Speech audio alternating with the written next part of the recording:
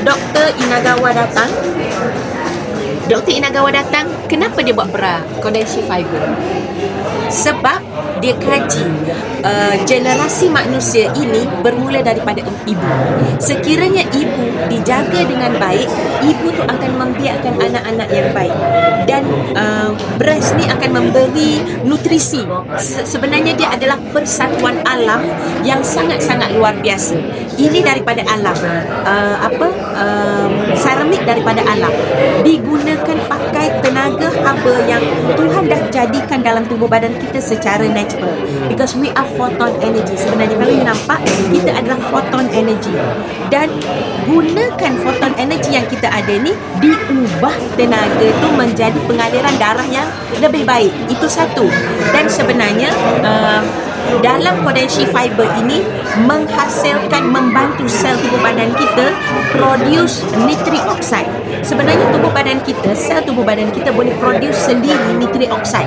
Tetapi as we age, semakin kita berusia, production of nitric oxide dalam tubuh badan kita menurun. Dan nak tak kalau kita bantu balik, membantu tubuh badan kita memproduce nitric oxide, meregulatekan hormon, dan di-share dalam kajian bahawa pemakaian tenaga far infrared dengan Kodenshi Fiber ni membolehkan kita panggil telomeres. Telomeres dalam DNA itu semakin kita jaga panjang dia tu. Telomeres yang panjang, telomeres yang dijaga distance dia tu menentukan you hidup lama ke sikit. Sebenarnya kehidupan manusia boleh dijaga dengan penjagaan telomeres tadi tu, size telomeres tu.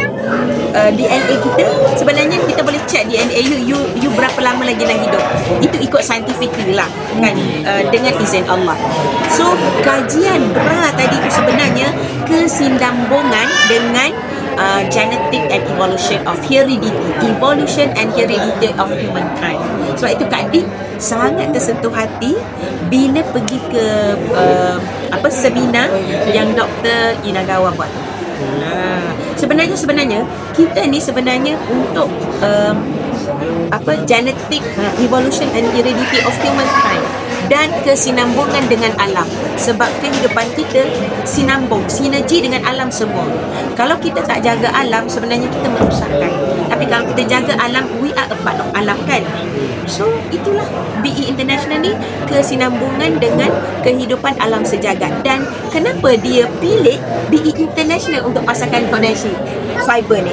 They could pilih mana-mana je pun, tetapi sebab BE International adalah syarikat yang memakmurkan alam. Ada dalam ucapan dia. Okey?